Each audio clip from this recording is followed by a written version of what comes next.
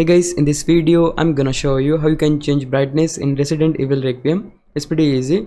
Just select the options and head over to the option, this one, graphics. Here first option we have is brightness, and as we click on that we'll able to adjust maximum brightness first.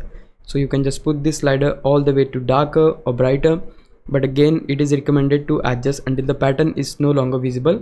But it is up to you. Wherever you wanna put the slider you can go ahead. Once you confirm the changes, you'll able to adjust minimum brightness now.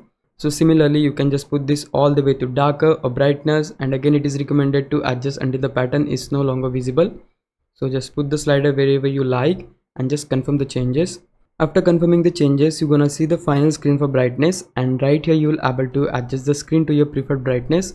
So just move the slider and see which looks best for you.